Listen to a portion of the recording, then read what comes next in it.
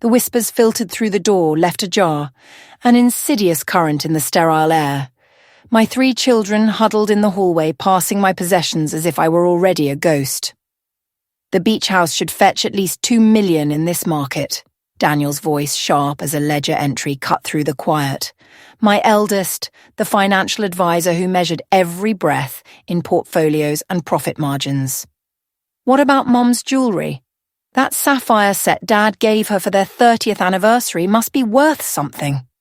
Vanessa, once a tender-hearted girl, now a woman whose ambition had hardened every soft edge. I've already contacted a buyer for the art collection, Robert added, his tone the eager echo of his siblings. My youngest, always a follower. We should move quickly before the market shifts. My eyelids, weighted like stones, fought to open. They fluttered, revealing the relentless, sterile white of the hospital ceiling, then the rhythmic, indifferent beeping of monitors. My only faithful companions charting a life my children were busily erasing.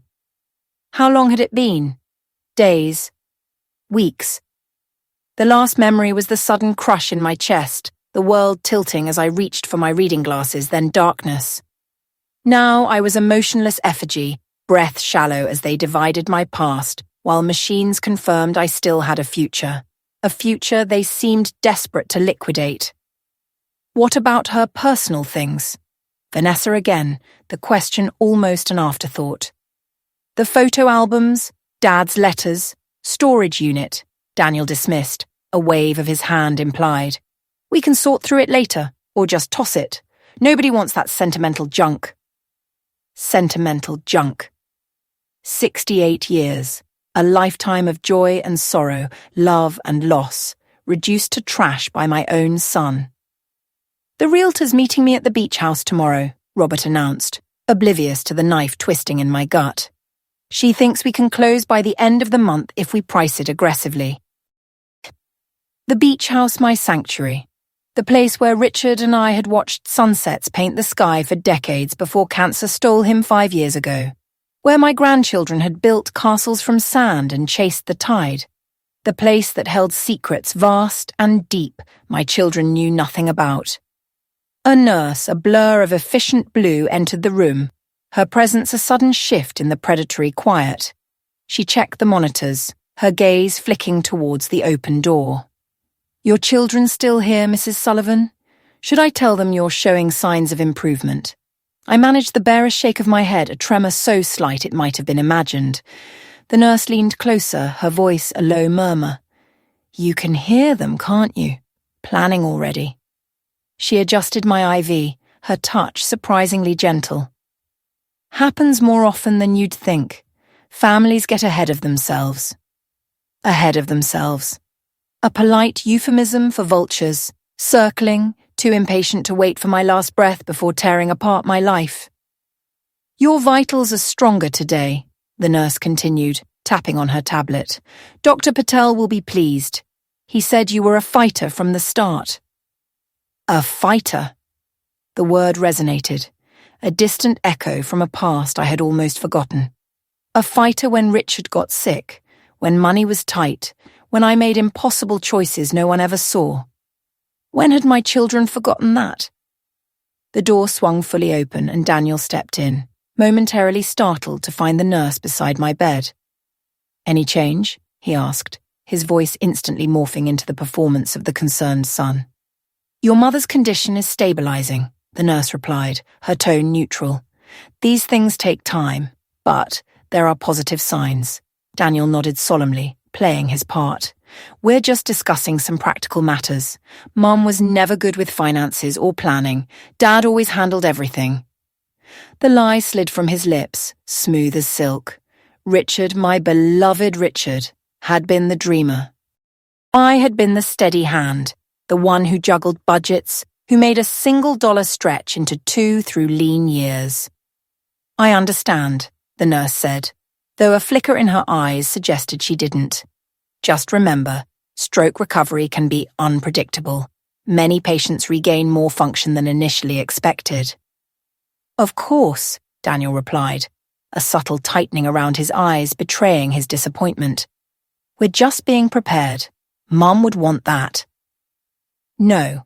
What I wanted was for them to remember me. Not just Richard's wife, not just their mother, but Victoria Sullivan, the woman who had made her own quiet, indelible marks on the world. After the nurse left, Daniel lingered, studying me with an appraiser's detached interest, as if I were one of the art pieces he'd already sold.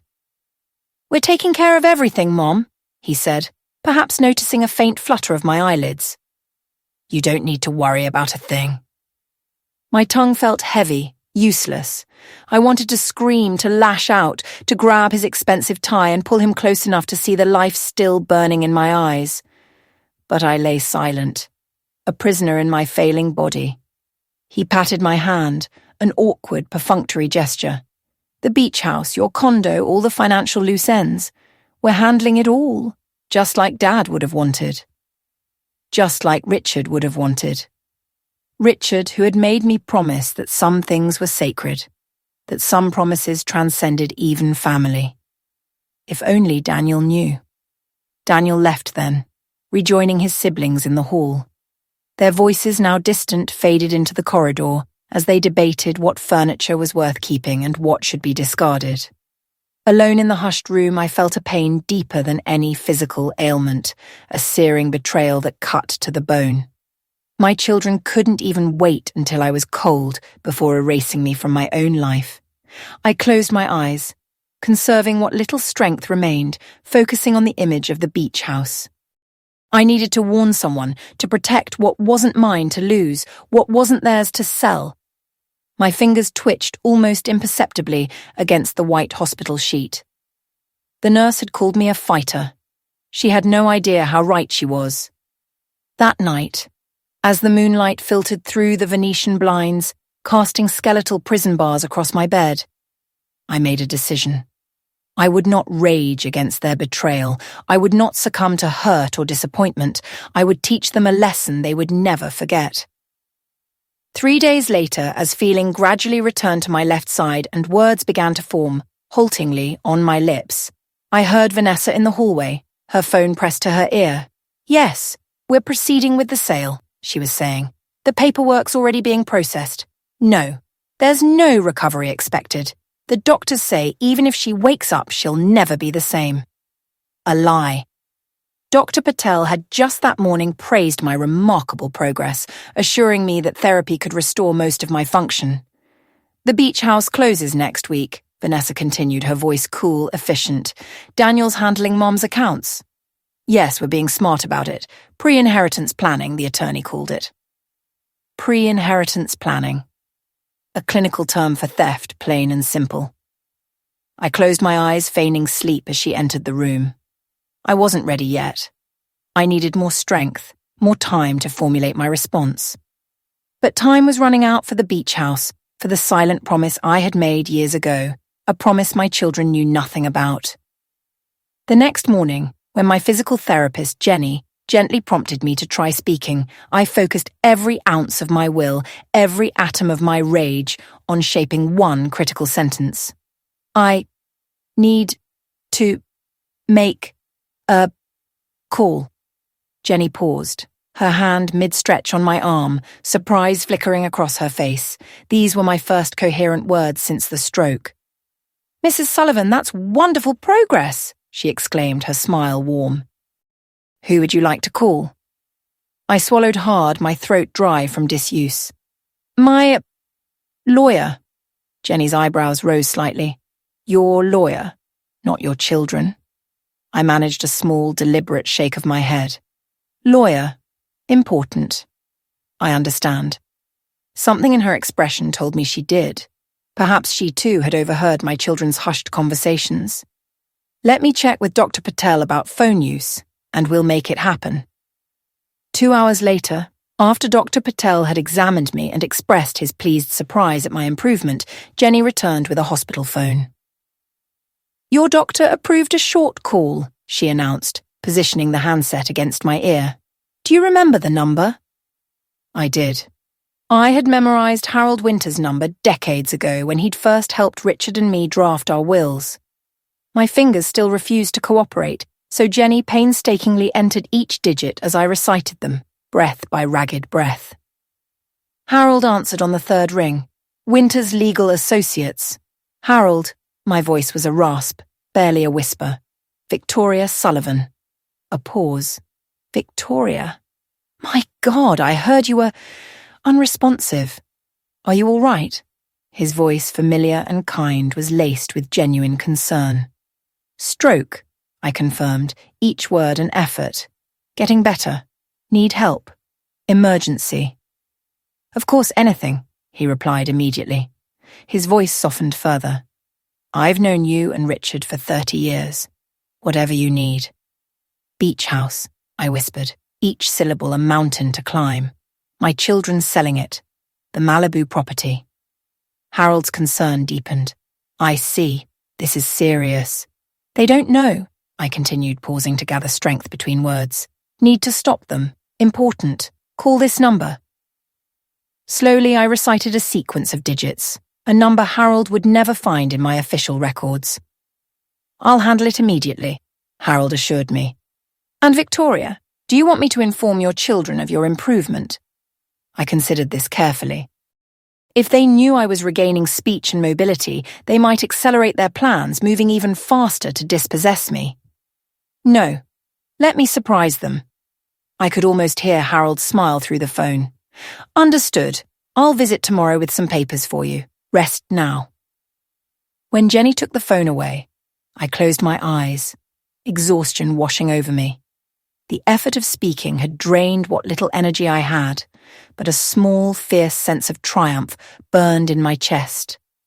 The first counter-move had been made. The next day brought not only Harold to my room, but also my granddaughter Lily, her chestnut hair pulled back in a messy bun. The shadows under her eyes were bruised purples, testament to a war waged in sleep. Grandma, Lily breathed, rushing to my bedside, her young fingers carefully closing over mine. They said you might never wake up properly, that you might not recognize us. I squeezed her hand, a weak protest rising from my chest. No, you, I whispered, the word a struggle. Tears, quick and bright, spilled down Lily's cheeks. My Lily, she choked out. I've been coming every day, but you were always sleeping. The nurses said you needed your rest. A bitter twist in my gut. My treacherous children, my children, had never breathed a word. Harold, my steadfast attorney, cleared his throat gently, a polite warning. Lily was concerned about some decisions being made, Victoria. She contacted me independently yesterday. I looked at my granddaughter, a new appreciation flowering. Smart girl. Lily bit her lip, her voice barely a whisper. Mum and the uncles, they're selling everything, Grandma. The beach house is already in escrow. And they're having an estate sale at your condo next weekend. Her voice cracked, a fragile vase shattering. They're even selling Grandpa's record collection and your first edition books. The betrayal was a physical blow, a tightening in my chest that sent the monitors into a frenzied dance, my heart rate spiking. It's not right, Lily continued, anger now a fiery thread weaving through her words. They act like you're already gone, like your things don't matter, like your wishes don't matter. Harold stepped closer, his presence a quiet fortress. Victoria, I've contacted the number you gave me. The gentleman was quite concerned. He's flying in tomorrow. A wave of relief, cool and deep, washed over me. He was coming. Good. Lily, I whispered. An idea, sharp and clear, taking shape. Need your help. She leaned in, her young face a question mark. Anything, Grandma. Pretend you don't know I'm awake. Watch them. Report back. Harold's brow furrowed. Victoria, perhaps a more direct approach. I shook my head. A firm, small gesture. Want to know how far they'll go. Lily nodded, a nascent determination hardening her features. I'll keep visiting you secretly. They barely notice what I do anyway. One more thing, I added, my voice strengthening with each hard-won word. Need cell phone. Private. Harold reached into his briefcase, a faint smile playing on his lips. I anticipated that. He produced a simple smartphone, sleek and unassuming. It's already programmed with my number, Lily's, And the contact you requested. Basic functions only, large text for easier reading. Lily took the phone, her fingers expertly showing me the voice command feature that would compensate for my clumsy ones. "I'll hide it in your water pitcher drawer when I leave," she whispered, her eyes dancing with nascent rebellion. The nurses never look there. As they prepared to leave, Harold paused, a thoughtful frown creasing his forehead. "Victoria, there's something else you should know. Daniel has been asking questions at the county records office. Apparently there's something unusual about the beach house title that's delaying the sale." A small, triumphant smile tugged at my lips. So they were discovering that things weren't as straightforward as they'd assumed. "Good," I whispered, watching them go. Alone again, I sank back into the pillows, mental fatigue a heavy cloak. The physical toll of the stroke was brutal enough, but this betrayal by my own children cut deeper than any medical condition. I drifted into an uneasy sleep, my dreams a fragmented mosaic of memories. A promise made years ago. Richard, my late husband, nodding his approval. The glint of beach house keys, placed into hands that were not my children's. "Mrs. Sullivan, you have visitors?" The nurse's voice, a bright chime, pulled me from the watery depths of sleep. My eyes fluttered open to find all three of my children standing at the foot of my bed, their expressions a carefully composed blend of concern and solemnity. "She looks better today," Vanessa observed clinically, her gaze sweeping over me as if assessing merchandise. "More colour." "The doctor says these fluctuations are normal," Daniel interjected, checking his watch impatiently. "It doesn't indicate actual improvement." I kept my face slack, my eyes unfocused, a perfect tableau of the semi-conscious invalid they expected. Through barely open lids, I studied them. Daniel, in his tailored suit, a perpetual motion machine. Vanessa scrolling through her phone, glancing at me only when she remembered her role. Robert shifting uncomfortably, the only one whose posture hinted at a flicker of genuine distress. "Mom," Daniel said loudly, as if volume could penetrate brain damage. "We're taking care of everything. The house is being sold to a lovely family. They have children who will enjoy the beach just like we did." Liar. The lovely family was undoubtedly one of the real estate development companies that had been circling our oceanfront property for years. "We've also arranged for your things to be properly handled," Vanessa added, her voice a brittle sweetness. "Some items will go to family members who will treasure them." By family members, she meant herself, I was certain. Vanessa had always coveted my jewellery, especially the pieces Richard had given me. Robert finally spoke, his voice softer than his siblings, a ripple in their carefully constructed performance. "Mum, if you can hear me, I hope we're doing what you'd want." A flicker of doubt, brief as a firefly's gleam in his tone. Perhaps there was still hope for my youngest. They stayed only 15 minutes, their obligation fulfilled. As they filed out, Daniel's phone rang in the hallway. "What do you mean there's a problem with the title?" His voice rose sharp with frustration. "That's impossible. My parents owned that house for 30 years. I smiled faintly as their voices faded.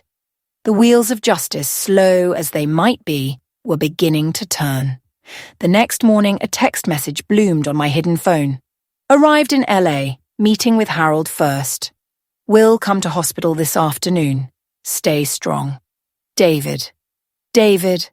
Just seeing his name brought a strange comfort, a solid life raft in the turbulent seas my life had become. My children didn't know about him, had never bothered to learn about the promises I'd kept beyond our immediate family circle. Jenny, my physical therapist, arrived with her usual cheerful energy, a welcome distraction from the anxious hum in my mind. "You're doing remarkably well, Mrs. Sullivan," she observed, her voice bright, as I successfully lifted my right arm above my head, a small triumph. "Dr. Patel says you're progressing faster than expected." "Motivated," I managed to reply, finding single words easier than full sentences. "I can see that." Jenny helped me sit up on the edge of the bed. "Is it the house?" Her eyes, shrewd and kind, met mine. "I couldn't help overhearing your son in the hallway yesterday. He seemed upset about some property title. I nodded, grateful for her perceptiveness. Beach house, not what they think. Jenny smiled conspiratorially. Good for you, having a few secrets up your sleeve. Nothing wrong with surprising those who underestimate you. For an hour we worked, a slow, arduous ballet of basic movements, sitting unassisted, gripping objects, even a few tentative steps with a walker. By the end, I was exhausted but triumphant. I was regaining control of my body piece by painful piece.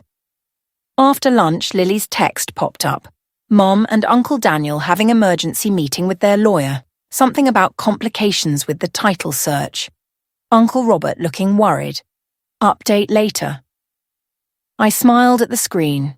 My children were discovering that their hasty property grab wasn't going as smoothly as planned. The title search would have revealed what they never suspected, that the beach house wasn't legally mine to sell. It hadn't been for 8 years. At precisely 3 o'clock, a soft knock. Then the door opened. My heart swelled at the sight of the young man standing there. Medical textbooks tucked under one arm, dark circles under his kind eyes betraying an overnight flight. Victoria, David Mitchell said softly, crossing the room to take my hand, his touch gentle. I came as soon as I heard. I squeezed his fingers, tears welling. David, thank you. He pulled a chair close, setting his books aside. At 28, he looked so much like his mother, Sarah. Her same thoughtful eyes, the same determined set to his jaw. But there was something of his father, too, in the careful way he held my hand, mindful of the IV line. Harold told me what's happening, he said, his voice low but laced with controlled anger. Your children are selling the beach house. My beach house? I nodded, relief washing through me, a warm tide. He was here. I wasn't fighting this battle alone. They don't know, I managed to explain, each word an effort. Never told them that you gave me the house after Mom died. David shook his head in disbelief. That it's been in my name for 8 years? How could they not know? Richard and I decided, better that way. It was exhausting to speak, but David needed to understand. Kids already resented money. We gave your mother for your education. David's face softened, a shadow of old pain crossing his features. I remember the arguments when they found out you were helping pay my medical school tuition. They never understood, I whispered. Sarah was like sister to me. Promised her. I'd help you. And you did. David's voice cracked slightly, emotion tightening his throat. More than help. You gave me security, a future. That house is the only real asset I have. It's what allowed me to focus on my residency instead of worrying about debt like my classmates. I nodded, remembering the day Richard and I had made the decision. Our children had been furious when they discovered we were wasting family money helping Sarah with David's education after her cancer diagnosis. They'd never understood the depth of my friendship with Sarah, how we'd been there for each other through everything. My early miscarriages, her divorce, my children's difficult teenage years, her cancer battle. When Sarah died, I'd promised to see David through medical school. Richard and I had discussed it at length, concerned about our own children's increasing materialism. The beach house solution had been Richard's ingenious idea. Put it in David's name, Victoria. Let him use it as collateral if needed. Ensure he has security while pursuing his dream of becoming a doctor like his father. We'll keep using it as a family, but the ownership will protect both David and the property from our children's growing sense of entitlement. What are you going to do? David asked, pulling me back to the present. I smiled faintly, a conspiratorial glint in my eye. Watch them discover. They can't sell what isn't theirs. The realtor called me yesterday, David said, a subtle satisfaction in his tone. Apparently my name came up on the title search. She was very confused. The door didn't just open. It burst inward as if struck by a sudden gale, and Daniel, flushed crimson, stood framed in the sudden aperture, a folder clenched like a weapon in his hand. Fury, raw and undisguised, contorted his usually composed features. Behind him, Robert hovered, awkward and visibly uncomfortable, while a sharp-suited woman, a lawyer no doubt, stood stiffly at their side. "Mom?" Daniel's voice cracked the stillness, sharp as a reprimand. The old pretense, his belief in my unresponsiveness, shattered. What the hell is going on with the beach house? His gaze, still burning, finally registered David beside me. Confusion flickered across his face. "Who are you?" David, calm as a lake at dawn, rose and offered his hand. "David Mitchell. And I believe you're trying to sell my house." Daniel ignored the gesture, his eyes narrowing. "Your house? That's ridiculous. That beach house has been in our family for decades. 8 years ago, your mother and father transferred ownership to me. Ow!" David's voice, level and precise, cut through the accusation. Completely legal, properly documented, and registered with the county. The lawyer stepped forward, her voice a hushed suggestion. "Mr. Sullivan, perhaps we should discuss this outside." Daniel cut her off with a dismissive swipe of his hand. "No, I want to hear it from Mom. Mom, can you hear me? Did you give our beach house away to this stranger?" I abandoned the charade. My voice, though weak, was clear, filled with a spark I hadn't felt in years. "Not a stranger," I said, looking directly into my son's eyes. "David. Sarah's son." Daniel's face went slack, a marionette with severed strings. Whether it was the shock of hearing me speak or the validation of David's impossible claim, I couldn't tell. Robert for once moved closer, a tremor in his voice. "Mom? You're awake? You understand us?" I nodded slowly. "Everything. Heard everything. Selling my things, dividing them while I'm still alive." Robert's gaze dropped to the floor, a flush of shame creeping up his neck. Daniel, however, recovered with astonishing speed, his eyes regaining their flinty edge. "Mom, you're confused. The stroke, it's affected your memory. We're just managing your affairs while you recover. As for this beach house situation, there's clearly been some mistake." "No mistake," I interrupted, each word gaining strength, a rising tide. "David owns house.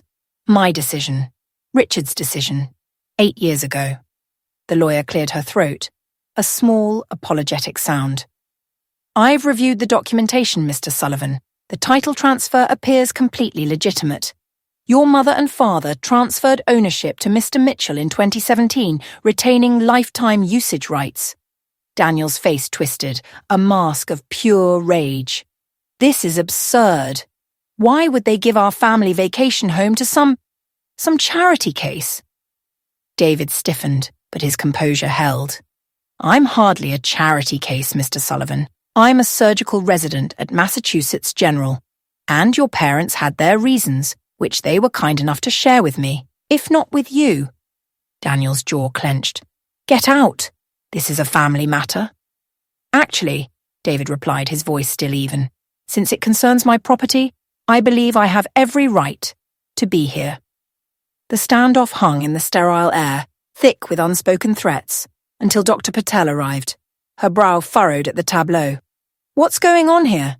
Mrs. Sullivan needs rest, not distress. Her blood pressure is already elevated." "We're leaving," Robert said quickly, taking his brother's arm. "We'll continue this discussion later." As they pivoted, Daniel's eyes, cold and calculating, fixed on me. "This isn't over, Mom. Whatever you think you did with that house, we'll fix it." After they left, Dr. Patel checked my vitals, a worried line still etched between her brows. "Try to avoid excitement, Mrs. Sullivan. Your recovery is progressing well, but stress can cause setbacks." When we were alone again, David sank back into the chair, a weary sigh escaping him. That went about as expected. "Worse to come," I predicted, a strange energy coursing through me, a defiance growing with each beat of my heart. "Wait until they learn about the rest of it." David's eyebrow lifted, a silent question. "The monthly payments, the trust fund conditions." I nodded. "Everything." "They don't deserve your protection," David said softly, his voice full of quiet conviction. "Not after how they've behaved." "Not protecting them," I clarified. a faint smile touching my lips, teaching them, a lesson long overdue. As the afternoon sun slanted through the hospital blinds, painting the sterile room in hues of gold, I felt a clarity I hadn't experienced in years. My children needed to learn the weight of consequences, that the world didn't revolve around their expectations, and I would be the one to teach them, one painful, intricate revelation at a time. News, especially news involving inheritance, travels with the speed of wildfire. By evening, Vanessa stormed into my room, her designer handbag swinging like a pendulum of indignation. "What is this insanity about the beach house?" Her voice, sharp as a reprimand, filled the quiet room. "Daniel says you gave it away. To a stranger." David had stepped out for coffee, a stroke of fortunate timing that spared us a fresh confrontation. "Not a stranger," I replied, my voice holding the strength from Daniel's earlier visit. "David, Sarah's son." "Your friend's kid?" Vanessa's voice rose incredulously. "The one you wasted all that money on for medical school? Mum, have you lost your mind?" I regarded my daughter calmly. At 42, Vanessa possessed her father's striking features, but none of his quiet compassion. Somewhere between the private schools and country clubs, the gentle heart I remembered had hardened. "My money," I reminded her. "My choice. It wasn't just your money, it was our family legacy. Dad worked his entire life building that portfolio, and you've been giving it away to people who aren't even related to us." I shook my head slowly. Sarah was family, not by blood, by choice. "Choice?" Vanessa scoffed, a bitter sound. "We're your actual family, your children, your flesh and blood, and you've betrayed us for some random kid." The door opened then, and Lily slipped in, freezing at the sight of her mother. I hadn't expected her. She typically visited in the mornings while Vanessa was at yoga. "Mom," Lily looked between us, assessing the tension. "I just came to bring Grandma some decent food. The hospital stuff is terrible." Vanessa whirled on her daughter. "Did you know about this? About the beach house?" Lily's face remained impressively neutral. "Know what? That your grandmother gave away our beach house years ago? To her friend's son? That charming vacation home that should have been part of your inheritance someday? Gone." I watched my granddaughter carefully. We hadn't discussed this specific detail during her visits. Lily hesitated, then straightened her shoulders. "I knew Grandma helped David Mitchell with medical school. She told me about it last year when I was considering pre-med." This was news to me. Lily had never mentioned an interest in medicine. Vanessa's eyes narrowed. "You've been talking to her about this behind our backs?" "Not behind anyone's back," Lily replied evenly. "I just asked her for advice about my future, something you and Dad never seem to have time for." The barb hit home and Vanessa flinched, a flicker of vulnerability before she recovered. "We're getting off track. The point is, your grandmother has made a terrible mistake, possibly due to her condition. We're going to fix it." "Nothing to fix," I interjected. "Legal, proper, my decision." "A decision you never discussed with your own children." Vanessa's voice cracked, and for the first time in days, I heard a genuine emotion. "Would you have understood?" I asked softly. "You never gave us the chance," she replied, and for a fleeting moment beneath the anger I glimpsed real hurt. Perhaps I had misjudged. Perhaps beneath the veneer of materialism, my children felt genuinely betrayed by my secrecy, not just deprived of an asset. The moment passed quickly. Vanessa straightened, smoothing her immaculate blouse. "It doesn't matter. Daniel's already consulting with another attorney. There must be grounds to challenge this diminished capacity, undue influence, and something." And just like that, any sympathy I'd felt evaporated. Not a word about my recovery, my well-being, my needs. Only strategies to undo my decisions, to claim what they believed was rightfully theirs. "Good luck," I said simply. The door opened again, and David entered with 2 coffee cups. He stopped short at the sight of Vanessa, his expression carefully neutral. I didn't realize you had company. I can come back. No need, Vanessa said coldly, gathering her purse. I was just leaving. She turned to me, her eyes hard. This conversation isn't over, Mom. After she left, Lily exhaled shakily. That was intense. David handed me one of the coffee cups, its warmth a comfort.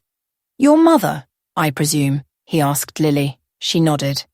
That was one of her more restrained performances, believe it or not. I took a careful sip of the coffee, my first since the stroke. Rich and revitalizing. Lily's interested in medicine, I told David. He turned to my granddaughter, genuine interest shining in his eyes. Really? What specialty? Lily blushed slightly.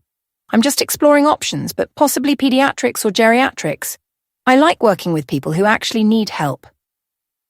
The subtle dig at her family's materialistic focus wasn't lost on me. Lily had always been different, more thoughtful, more genuine. In many ways, she reminded me of myself at that age, before life had complicated everything. We should talk, David offered. I could tell you about my residency experience, the realities of medical school. It's rewarding but challenging. I'd like that, Lily replied with unexpected enthusiasm. Watching them, I felt a strange sense of continuity, as if something vital was being preserved despite my children's best efforts to dismantle my legacy. Perhaps the connections that truly mattered weren't those defined by DNA after all. Grandma, Lily said, turning back to me, I brought you something. She pulled a small photo album from her backpack. I rescued it from the boxes Uncle Daniel was packing up from your condo. I thought you might want to keep it. She placed it in my lap and I recognized it instantly. The small blue album where I'd kept photos of Sarah and me throughout our 40-year friendship. The last echoes of Sarah's laughter rippled through the old photographs, a stark counterpoint to the quiet devastation in David's eyes. Her wedding, my arms around her at her son's birth, the vibrant embrace at her 50th, a year before the diagnosis. Then the fading light, Sarah thin but bravely smiling through chemo, my hand clutched in hers as tears blurred my vision. Thank you, I'd whispered, a promise and a plea. David, usually so stoic, traced the edges of a faded image in the album. Sarah and me, young and carefree in our 30s, waves crashing around our knees, our joy a tangible thing. This was the same beach, he noted softly, where the contested house stood. She loved that place, he murmured, the words heavy with memory, even before you owned it. Remember, we used to rent the cottage 3 houses down every summer. Mom always said she'd have her own place there someday. I nodded, a familiar ache blooming in my chest. That's why Richard and I had bought it, a peaceful haven for her visits. And then, when she fell ill, a sanctuary for her final summer. David swallowed hard. It was the last place she felt truly happy. The house, transferred to him after Sarah's passing, was more than just property. It was a vessel of shared joy and sorrow. Lily, my granddaughter, listened with an unnerving intensity, absorbing this hidden history. So the beach house was special to Sarah too. Very, I confirmed, my voice a delicate thread. My children never knew her like I did, never understood our friendship. Because they never asked, Lily concluded quietly, her gaze unflinching. They just assumed it was their inheritance. They're right, of course, I conceded, reaching for Lily's hand. But you, my dear, you're different. You see beyond possessions. She squeezed my fingers gently, a silent acknowledgement. I should go before Mom wonders where I am, she said, her voice laced with reluctant urgency. But I'll be back tomorrow. After she left, David helped me navigate the labyrinth of more memories. Photos of camping trips with our young families, boisterous holiday celebrations, Sarah as godmother at Vanessa's christening, a role my daughter, it seemed, had conveniently forgotten. Your children really have no idea, do they? David pressed, his tone laced with a quiet accusation. About everything you and Mom shared, about the promises you made to each other. No, I admitted, a bitter truth on my tongue. My fault, partly. I protected them too much, never showed them the real world. and now they're selling off your life without a second thought." It wasn't judgment, only a profound sadness. "Not everything," I countered, a small, defiant smile touching my lips. "The beach house was just the beginning. Wait until they try to access the bank accounts." David's eyebrow rose, a flicker of surprise in his eyes. "You have more surprises in store?" "Many," I confirmed. "Richard and I planned carefully. We suspected this might happen someday." "You knew your own children would try to liquidate your assets while you were hospitalized?" The incredulity in his voice was palpable. "I hoped not," I clarified, the cold logic of our preparation chilling me. "But we prepared just in case. Richard saw the signs, their focus on money, on possessions. He worried what would happen if I were left alone." David shook his head slowly. "And they think you were the financially naive one." As dusk painted the room in long shadows, Harold arrived, a sheaf of documents clutched in his hand. Papers that would make my recovery official, my competency irrefutable, my authority over my own affairs fully restored. "The neurologist will evaluate you tomorrow," he explained, his voice a balm. "Once he confirms your cognitive functions are intact, we can file these immediately." I nodded, a quiet gratitude flowing through me. "And the other matter in progress?" Harold offered, his gaze firm.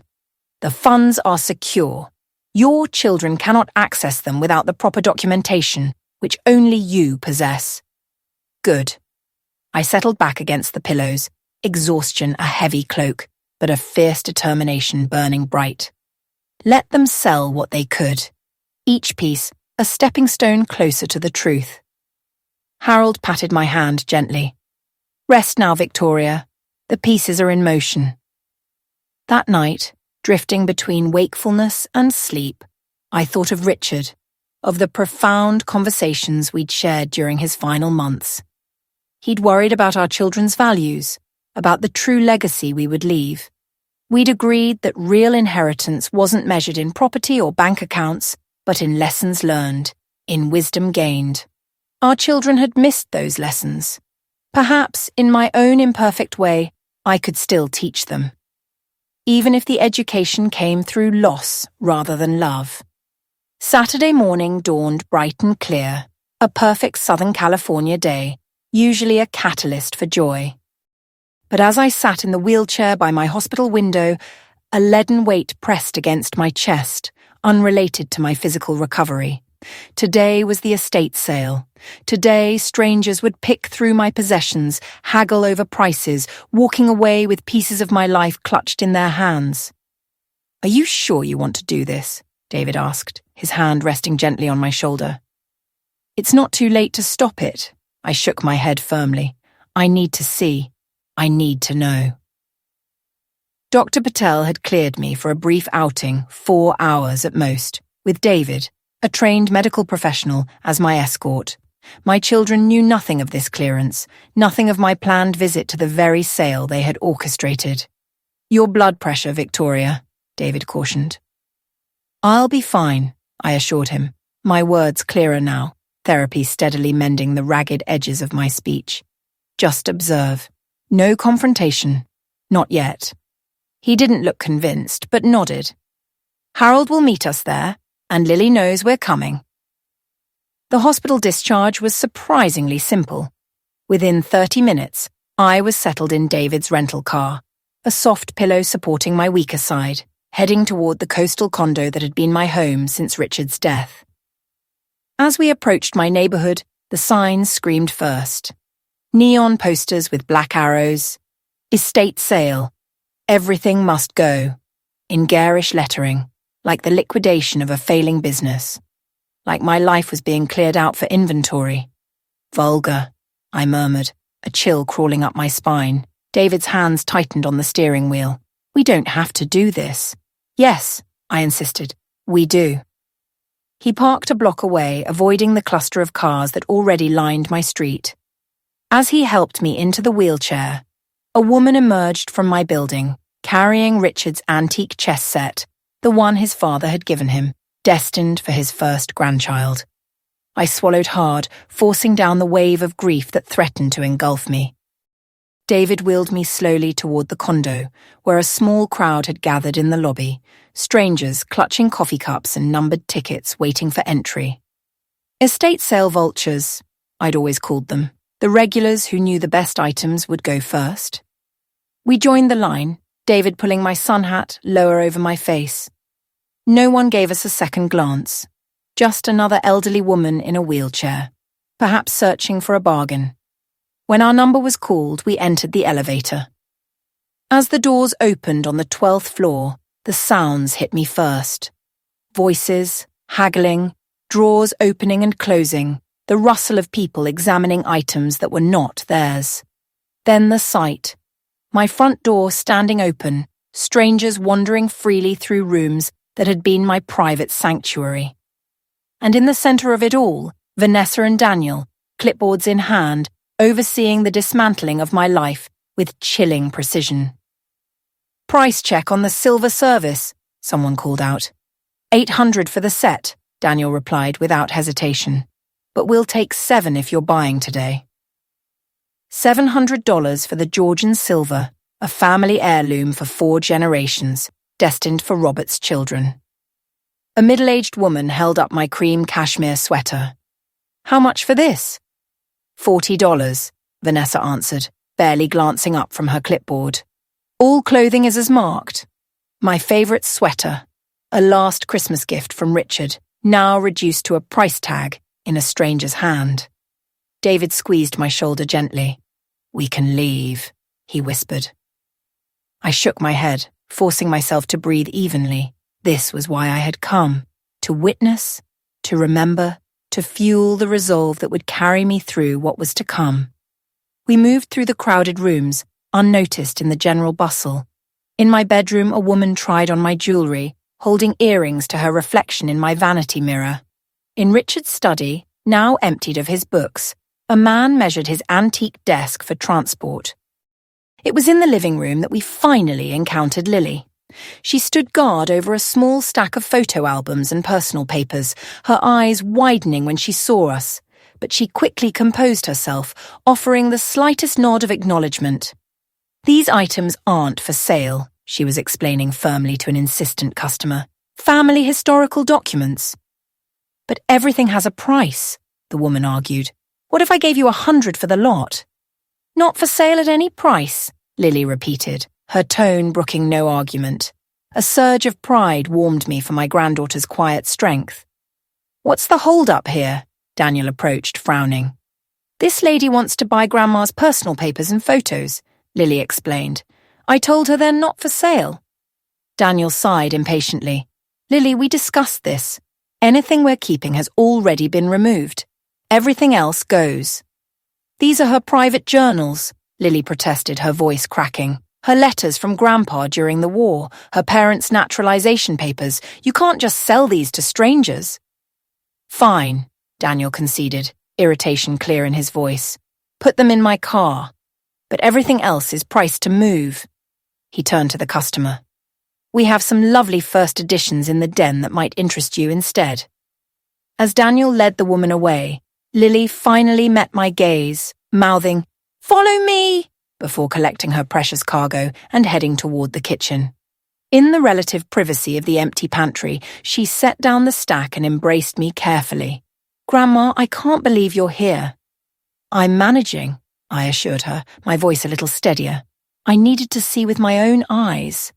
"It's horrible," Lily whispered, tears threatening to spill. The metallic scent of old money and fear hung in the air. "They're selling everything," Lily whispered, her voice a raw thread. "Even the things I know meant something special to you." She gestured around the cavernous parlour, now a jumble of price tags and strangers. "I've tried saving what I could." I reached out, patting her hand, cutting her off. "You've done wonderfully." My voice rasped, still healing. "Some things are just things." My gaze flickered to a stack of worn photo albums and papers she'd salvaged. "These, however, matter." A knot tightened in my stomach. "Mum found the safe in your closet," Lily continued urgently, her eyes wide with disclosure. "But she couldn't open it. They're bringing someone this afternoon to drill it." David and I exchanged a quick, knowing glance. The safe wasn't merely a repository. It held the very documentation we needed, the tangible proof of the trust accounts, the intricate arrangement with David, the detailed conditions Richard and I had painstakingly established years ago. Harold has copies, David reassured me, sensing my rising unease. His voice was a low, steady current. Everything is legally protected. I nodded, but the unease persisted, a cold coil in my gut. Beyond the legalities, the safe also held slivers of my heart, letters, intimate exchanges between Richard and me, never meant for other eyes. And the original deed to the beach house, Sarah's name etched into the transfer notes, a silent testament to our deepest reasons. "What's going on in here?" Vanessa's voice, sharp and accusatory, sliced through our hushed conversation. She stood framed in the pantry doorway, her presence an abrupt punctuation mark, her eyes wide with sudden recognition, fixed on me in the wheelchair. "Mom? What the hell are you doing here?" "Visiting my home," I replied, my voice steady despite the tremor within. My gaze met hers, unwavering. "While it's still mine." Vanessa's eyes darted to David, then back to me, comprehension dawning, acid and slow. "You checked yourself out of the hospital? Are you insane? You had a stroke." "Doctor approved," I stated simply, a tiny victory in itself. "Short visit. And you?" I turned my attention to Lily, a silent challenge in my gaze. Vanessa, however, landed on her first. "You knew about this? You've been conspiring behind our backs." Lily's chin rose, a surprisingly defiant gesture. Someone needed to look out for Grandma's interests. Vanessa's face flushed scarlet. "Daniel!" she shrieked, the sound echoing unnervingly in the suddenly still house. "You need to get in here now." Within moments, Daniel appeared, stopping short at the sight of me. His surprise was palpable, a momentary flicker across his usually controlled features. "Mum, what's going on?" "Apparently," Vanessa cut in, her voice dripping venom, "Mum has checked herself out of the hospital to spy on us with the help of her friend's son and or daughter." Daniel's expression shifted, surprise melting into calculation, cold and precise. "How long have you been here?" "Long enough," I countered, my voice regaining a hint of its former strength. "Seen everything I needed to see." "Mum, you don't understand," he began, his tone suddenly conciliatory, almost cloying. "This is all for your benefit. We're liquidating assets to pay for your long-term care." The doctor said. "Liar," I interrupted, the single word a whip crack in the silent pantry. My voice, surprisingly, was stronger than it had been in weeks. Doctor said, "Good prognosis. You never asked. Never wanted to know." An uncomfortable silence descended, punctuated only by the distant sounds of the sale strangers murmuring over unfamiliar treasures, cash registers beeping their relentless rhythm, my life being parcelled out, piece by agonizing piece. "I think," David said quietly, his hand resting gently on the back of my wheelchair, "it's time we left. This has been enough excitement for one day." I nodded. A sudden wave of fatigue washing over me, the emotional and physical exertion an almost unbearable weight. As David turned the wheelchair, I looked back at my children one last time. "Enjoy the sale," I said softly, the words barely a breath. "Everything has a price, even lessons, about consequences." As we exited the condo, Daniel's indignant shouts followed us, demanding answers, explanations. But I didn't turn around. I had seen what I came to see. My children had shown me exactly who they were, and in my quiet way I had shown them that I was still very much alive and watching. The hospital room felt different upon my return less a prison, more a strategic command center. Dr. Patel, already informed of my unexpected outing, seemed more impressed than concerned after checking my vitals. "Your blood pressure is actually lower than before you left," he noted, a faint smile playing on his lips as he reviewed the monitors. "Sometimes confronting our fears is better than lying here imagining the worst." "Not fears," I corrected, a small wry smile gracing my lips. "Realities," he smiled sympathetically. "Well, whatever they were, Facing them seems to have done you good. Your speech is markedly improved too." After he left, Harold arrived, his normally unflappable demeanour showing a rare crack of strain.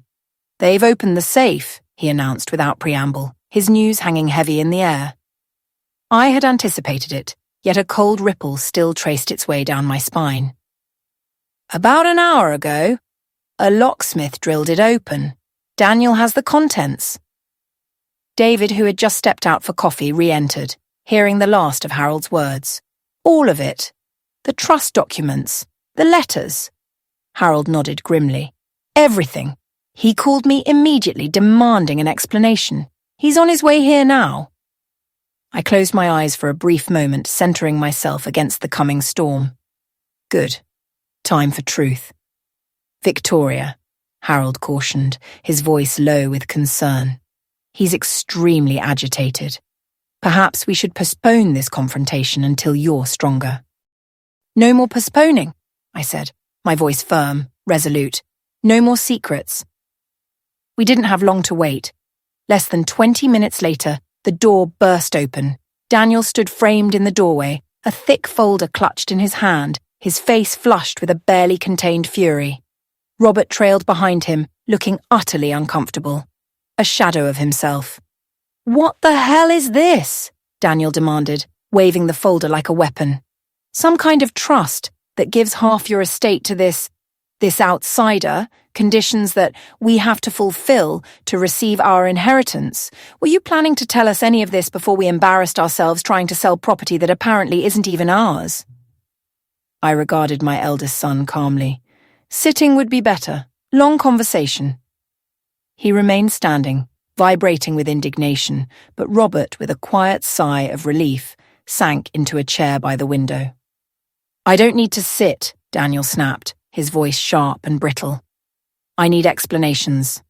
This document says the beach house legally belongs to David Mitchell. It says our trust fund distributions are contingent on demonstrated financial responsibility and community service. It says you've been setting aside money every month for years to support him through medical school. Our family money." "My money," I corrected gently, my voice a silken thread of steel. "My choice. Dad would never have agreed to this insanity," he exploded. "Your father co-signed every document," I replied evenly. "His idea, many of them." Daniel looked as if I'd slapped him. "That's not possible. Dad believed in family first. Always." "Yes," I agreed, my gaze holding his. "But family is more than blood. Sarah was my family. David became our family too." Robert finally spoke, his voice quiet, tinged with genuine bewilderment. "Mum, why didn't you tell us all these years?" "Would you have understood?" I asked, the question genuine rather than accusatory. "When we helped Sarah with David's college tuition, you all objected, called it a waste because he wasn't related to us." "Because he needed it," I countered, the memory of their dismissiveness still stinging. "Your father and I watched you all growing entitled, taking your privilege for granted, caring more about things than people." Robert flinched visibly at this assessment. "So this was some kind of test?" Daniel's voice dripped with sarcasm, bitter and precise. "And apparently we failed. So you decided to give away our inheritance to teach us a lesson?" "Not all," I clarified, my tone unwavering. "Proportional. You still receive substantial amounts. If," I emphasized the word, letting it hang in the air, "you fulfill conditions, community service, financial responsibility evaluations." "We're not children, Mom." "Then stop acting like them," I replied simply, the truth of it stark. Robert leaned forward, his curiosity finally outweighing his discomfort. "These conditions, what exactly do they involve?" Harold stepped in, his legal training making the complex document momentarily accessible. "Each of you would need to complete 500 hours of community service at approved organizations, demonstrate responsible financial management for a period of 18 months, and participate in philanthropic planning sessions." "This is ridiculous," Daniel sputtered, nearly vibrating with indignation. "We have careers, families. We don't have time for charity work." I found time, I reminded him, my voice soft but firm. Working full-time, raising 3 children, still volunteered hospital, literacy program, women's shelter. That was different, he dismissed, waving a dismissive hand. You were a housewife. You had flexibility.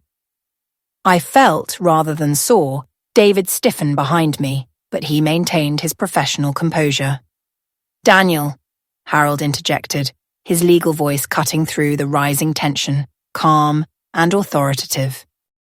Regardless of how you feel about the conditions, they are legally binding. The trust was established 7 years ago with your father's full participation and consent. The documentation is extensive and clear. We'll challenge it, Daniel threatened, his eyes blazing. Undue influence, diminished capacity. Your father was president of his company when he signed, I reminded him, my gaze unwavering.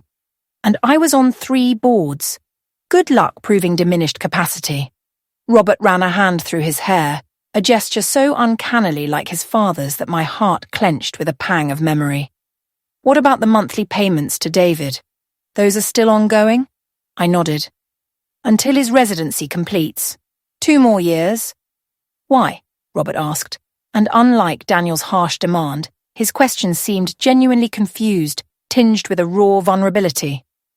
Why him? And not... I don't know. Any of the other people you knew? It was the first thoughtful question any of my children had asked, and I answered it honestly, the words coming easily now. Sarah saved my life once, I said quietly. The memory vivid, crystalline. Literal, not figurative. Pulled me from a car after an accident. Stayed with me in the hospital for 3 days. Never left my side. Richard was travelling. You children were too young to remember. This was clearly news to both of them, a forgotten chapter suddenly brought to light. When she got sick, I promised I'd do the same for her, I continued, my voice thick with emotion. Cancer took her, but I could still help her son. Keep my promise. Robert absorbed this in silence while Daniel, agitated, paced the small room. And the beach house? Robert finally asked, his voice barely a whisper. Why give him that specifically? Sarah loved it there, I explained, the words carrying the weight of memory. It was the last place she was truly happy. David spent his summers nearby as a child. Richard and I decided it was the right thing to give David security, to let him focus on becoming a doctor like his father. You could have just set up a normal trust for him, Daniel argued, a vein still throbbing in his temple, not given away our family vacation home. Not really a family home, was it? I pointed out, letting the silence accuse. You visited twice in 5 years. Too busy working, travelling. Only Lily came regularly with me. Another uncomfortable truth they couldn't refute. What about the condo? Daniel demanded, his voice edged with desperation. Is that even yours to sell, or have you given that away too? The condo is mine, I confirmed, my gaze steady. But the proceeds are not yours to spend. A medical trust has been established for my care. Daniel let out a bitter, sardonic laugh, the sound grating. Of course, you've thought of everything, haven't you? Controlled everything from your hospital bed while we've been running ourselves ragged trying to manage your affairs. Robert's voice was a tight wire, stretched thin across the sterile air of my room. Behind him, Daniel nodded, a grim echo of his brother's accusation. Affairs? They didn't need managing, I replied, my voice steady despite the tremor in my hands. The truth, cold and unyielding, hung between us. I wasn't dying, wasn't incapacitated. You assumed, never asked the doctors, never asked me. Robert surged to his feet, eyes darting from me to Harold, my lawyer. I need some time to process this. He turned to Harold. The estate sale. What happens to that money? Since the sale was conducted without proper authorization, the funds cannot be distributed until Mrs. Sullivan provides written consent, Harold stated, his tone flat, legal. Of course, Daniel muttered, the word a sneer. More control? He clutched a folder to his chest, the edges bent as he turned to leave. At the door he paused, a new venom in his gaze. This isn't over, Mom. You can't manipulate us like this. We're not charity cases. You can reform with your conditions and your tests." Then he was gone, and the heavy door hissed shut behind him. The room fell silent, punctuated only by the rhythmic beep of monitors. David, my grandson, sighed heavily. "That went about as well as expected. Better than I feared," I corrected, a strange relief unfurling in my chest. Robert, at least, had listened, had heard some of it. Harold gathered his briefcase. "I'll file the paperwork confirming your competency tomorrow. Once that's done, you'll regain full control of your accounts and medical decisions." When Harold left, David pulled a chair closer. "Are you really okay? That was intense."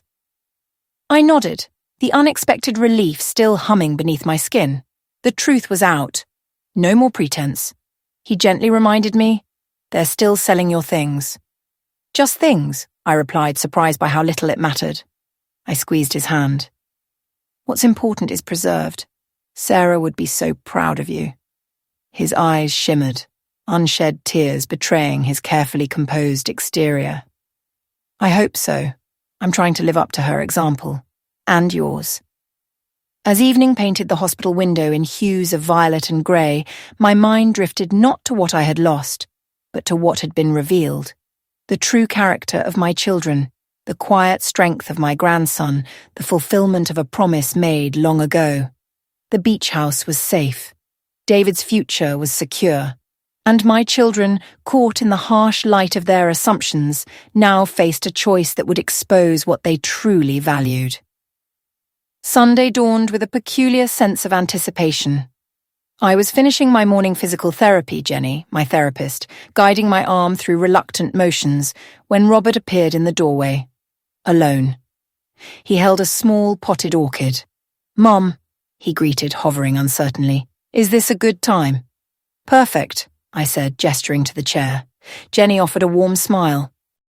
"You're making wonderful progress, Mrs. Sullivan. Keep practicing those exercises, and we might be talking discharge by end of week." After Jenny left, Robert placed the orchid on my bedside table. "It's from your condo," he admitted, avoiding my gaze. "I rescued it. Before it could be sold. Dad gave it to you for your anniversary." The simple gesture was a jolt. Of all the possessions, the cold, practical assets, he had saved a living thing, fragile and demanding care. "Thank you," I said, genuinely touched. "Very thoughtful."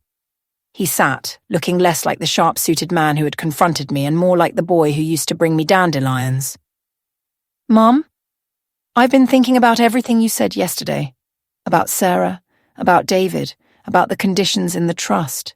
I waited, letting the silence invite him deeper.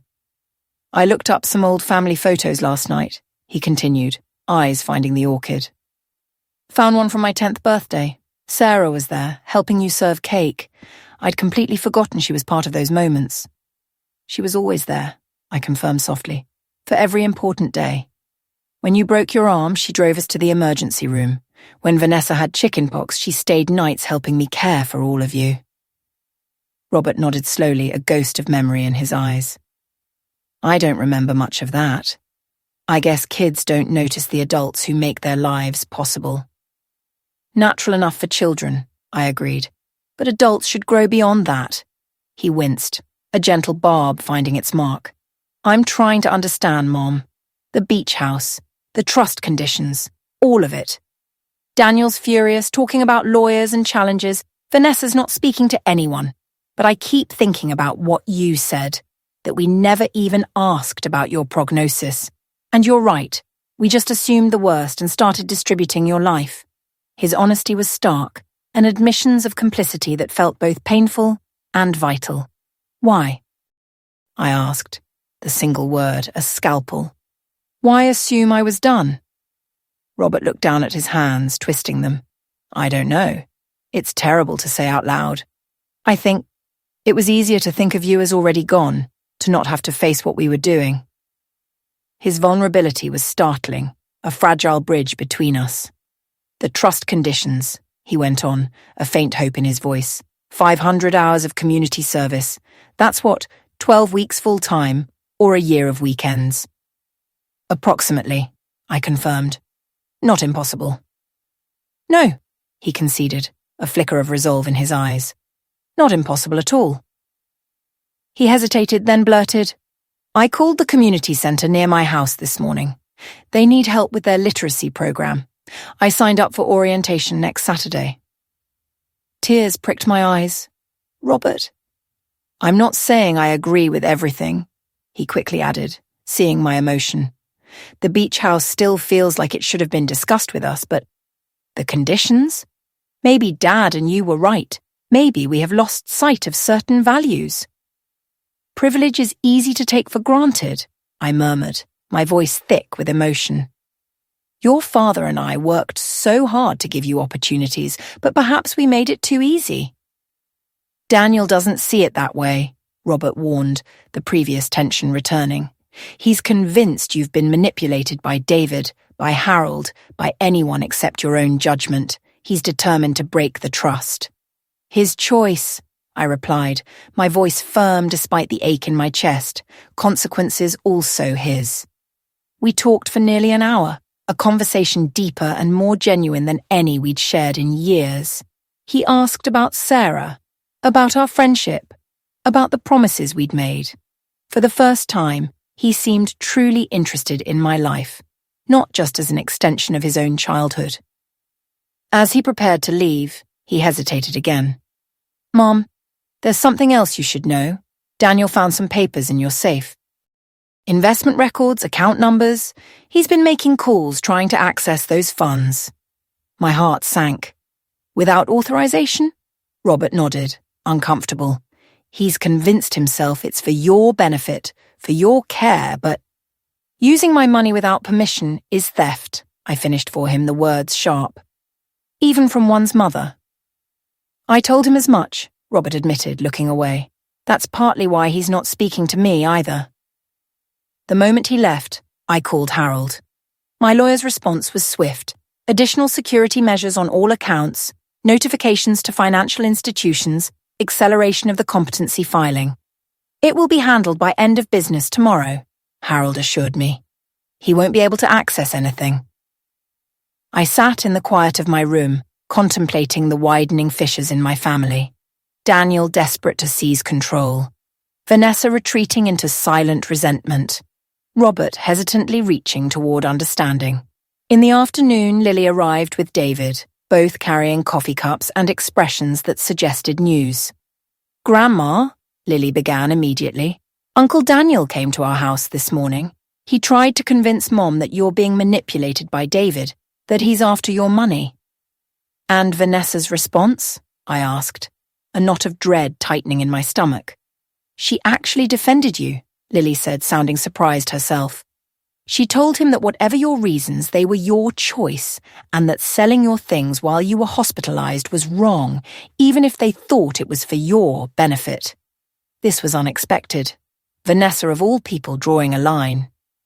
She's still upset, Lily clarified, sensing my surprise, but I think seeing you at the estate sale, realizing you were aware and watching them, it affected her. And there's more, David added. Daniel apparently contacted the hospital administration, trying to suggest I've been unduly influencing you, that I shouldn't be allowed to visit because I'm not family. Ridiculous, I snapped. Dr. Patel shut it down completely, David continued. He informed Daniel that as your physician, he's observed no cognitive impairment and that you've made your wishes regarding visitors very clear. I made a mental note to thank Dr. Patel for his unwavering support. Also, Lily chimed in, glancing at David, I've been talking with David about medical school, about what it takes, the commitment involved. It's helping me decide if it's really the path I want. And, I prompted, a spark of hope igniting in my chest. I think it is, she said, quiet determination firming her jaw. I want to help people, make a difference, like David is doing, like you did with your volunteer work. Pride swelled in my chest, a warm wave, not for money or status, but for service and purpose. Your mother knows, Lily nodded. I told her last night. She was surprisingly supportive, said if that's what I really want, she'll help me prepare for the MCAT next year. Another small shift. Another unexpected response. Perhaps the earthquake of revelations was rearranging more than just property rights. As we talked through the afternoon, a new plan began to form in my mind. The divisions in my family would not heal overnight, might never fully mend, but perhaps there was a way forward that acknowledged both the pain and the possibility of growth. "David," I said, as they prepared to leave, a new resolve in my voice. "I need one more favor. When I'm discharged, I want to visit the beach house." The ocean wind carried the scent of salt and possibility through the open doors of my beach house. Just yesterday, the memory of that scent had been a phantom limb, a dream from behind hospital walls. He agreed immediately, I confirmed, a cool satisfaction in my voice as I watched David and Lily. "It's still your house too, Victoria. The lifetime usage rights were very clear." "Not just visit," I clarified, scanning their faces. "I want a family meeting, all of them." David's brow furrowed, exchanging a quick, worried glance with Lily. "Are you sure that's wise?" he asked gently, his concern a soft counterpoint to the thrum of anticipation in my veins. Daniel's actions suggest he's escalating, not calming down. "Necessary," I insisted, a flinty resolve in my tone. Final confrontation. All cards on the table. As they left, a quiet storm brewing behind their eyes, I turned to the window. The sunset painted the sky in impossible shades of gold and rose, a vivid promise of tomorrow. Tomorrow would bring discharge papers, the formal restoration of my legal competency, the first tentative steps towards reclaiming my independence. But the true healing of old family wounds, of fresh betrayals that would demand more than legal documents or medical clearances. It would demand courage, honesty, and, perhaps, a setting that reminded us all of what truly mattered. The beach house waited, its broad windows facing the endless horizon, its weathered walls steeped in decades of joy and grief, the perfect crucible for endings and for beginnings. 5 days later, I stood on my own 2 feet at the hospital entrance, a cane offering a subtle, almost ornamental support as David's car purred to a stop. Dr. Patel, his face alight with quiet triumph, had pronounced my recovery remarkable, clearing me for discharge and 3 weekly outpatient sessions. "Remember to pace yourself," he advised, his gaze warm as he reviewed my medication schedule one last time. "You've made extraordinary progress, but stroke recovery is a marathon, not a sprint." "Understood," I assured him, a small smile playing on my lips. "No marathons for now." He chuckled, shaking my hand warmly. "It's been a privilege, Mrs. Sullivan. You've reminded me why I became a doctor." As David helped me into the passenger seat, I drew a deep, shuddering breath of fresh air, my first true taste of freedom in nearly a month. The world outside seemed sharpened, each colour more vibrant, every sound a distinct note. Perhaps it was merely the stark contrast with the sterile hospital air, or perhaps the heightened awareness that comes with having nearly lost everything. "Where to?" David asked, sliding behind the wheel. "Your condo or the beach house?" "The beach house," I replied without a flicker of hesitation. "Called ahead. Harold's meeting us there.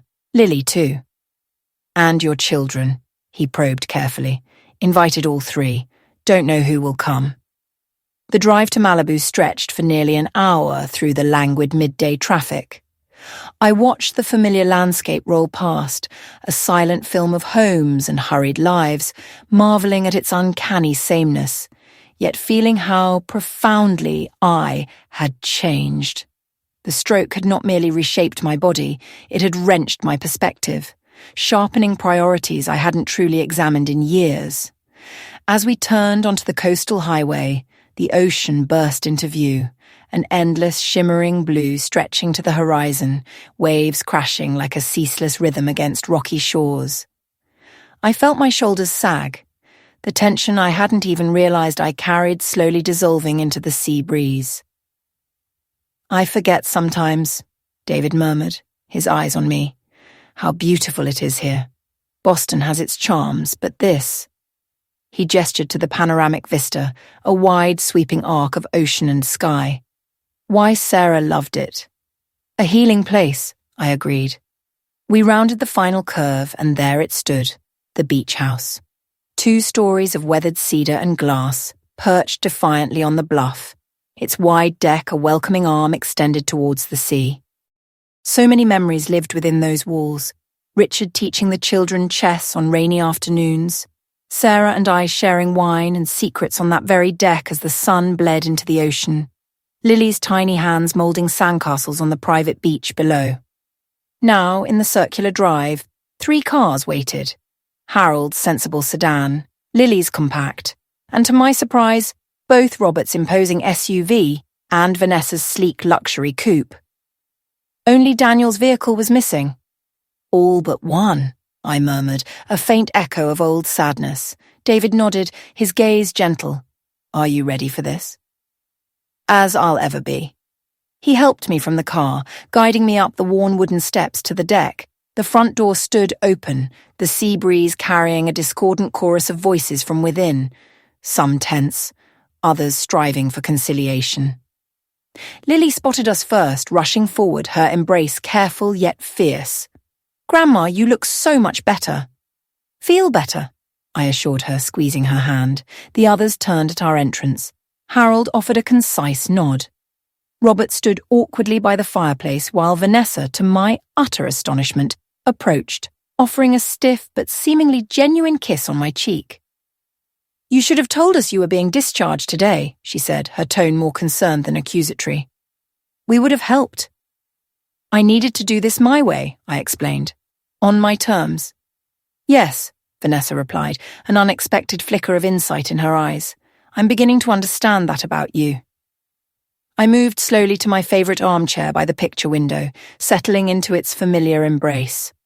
From this vantage point, I could see everyone in the living room, while beyond, the infinite ocean stretched a position of both connection and perspective. Thank you for coming, I began, my voice strengthened by therapy, gaining resolve with each word. Especially here of all places.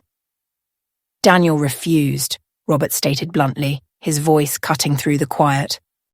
Said he wouldn't participate in this charade of manipulation and theft. He's meeting with another lawyer today. I nodded, unsurprised, yet the sting of disappointment remained. His choice, but I'm glad the rest of you came. Why here, Mom? Vanessa asked, perching gingerly on the sofa's edge. Why bring us to the very house you gave away? Because this house holds truth, I replied simply, my gaze sweeping across their faces. About family, about promises, about what really matters. I gestured to Harold, who opened his briefcase and retrieved a slim manila folder. Before we begin, legal matters first. My competency is officially re-established. Control of all accounts returned to me. Estate sale proceeds remain in escrow until I determine their distribution. Vanessa and Robert exchanged worried glances, but neither spoke. Now, I continued, I want to tell you a story about Sarah, about this house, about why it belongs to David. For the next half hour, I spoke more than I had since the stroke, recounting the 40-year friendship my children had witnessed but never truly understood. How Sarah had stood by me through Richard's harrowing military deployment, through miscarriages and health scares, through the challenging, exhilarating years of raising 3 strong-willed children. How I had, in turn, supported her through divorce, single parenthood, and finally, the devastating cancer diagnosis. When Sarah knew she was dying, I explained, my voice thick with memory, her greatest fear wasn't death itself. It was leaving David utterly alone without support, his father long gone, no siblings, no extended family. She asked you to look after him, Robert guessed, a thoughtful expression on his face. Yes, but more than that, she asked me to help him become the doctor he dreamed of being, like his father, a dream that required years of education. Expensive education. So you helped with tuition, Vanessa acknowledged slowly. We knew that part. What we didn't understand was why. Why this level of commitment to someone outside our family? Because Sarah was family, I said firmly, meeting her gaze. A different kind, perhaps, but no less real. She saved my life once, literally pulled me from a burning car after an accident, stayed by my side in the hospital for 3 days straight. I could see this revelation landing differently now than it had with Daniel and Robert earlier. Vanessa's expression softened, almost imperceptibly. Richard and I decided the beach house would provide security, allow David to focus on medical training, not financial stress. His name on the deed meant he could borrow against it if needed. But we retained lifetime usage rights. Nothing really changed except paper ownership. Except everything changed, Vanessa pointed out, a trace of old bitterness. Because you never told us. You let us believe it would be ours, someday. Fair criticism, I acknowledged. Perhaps I should have been more transparent, but your reactions to merely helping with tuition didn't inspire confidence. You called it a waste of family resources. No one could deny this truth. The trust conditions, Robert interjected, his voice still measured. The community service requirements. Why structure our inheritance that way? I turned to him, an unexpected surge of appreciation for the directness. Because money, without purpose or perspective, can damage as easily as it can help. Your father and I wanted more for you than just financial security.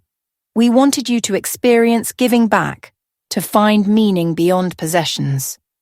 I've started, Robert said quietly, almost to himself. The literacy program, it's actually rewarding, helping adults learn to read, seeing their progress. I didn't expect to enjoy it. Pride warmed my chest at this small yet momentous step. I looked into the women's shelter program, Vanessa admitted, surprising us all. The one you volunteered with for years. They need help with their financial literacy workshops, teaching budgeting, credit management. I thought maybe my skills could be useful there. The surprise must have shown on my face because she added defensively, I'm not saying I agree with all of this, but I'm considering the conditions, testing the waters. It was more than I had dared hope for. David, who had remained a silent, watchful presence, finally spoke. I want you all to know something. When your mother transferred the beach house to me, it came with her own conditions. That it remain available to your family. That any significant decisions about its use or potential sale would include consultation with all of you. She never intended to cut you out of this place or its memories. Is that true? Robert asked me directly. I nodded, my gaze sweeping over them again. This house was meant for happiness, for healing, for bringing people together, not driving them apart. As if to punctuate my words, the setting sun broke through a patch of cloud, sending a stream of golden light through the windows, bathing the room in a warm, ethereal glow. For a moment we all sat in a hushed silence, absorbing the beauty. And perhaps, I hoped, the deeper meaning of this precious place that had become the unexpected crucible of our conflict.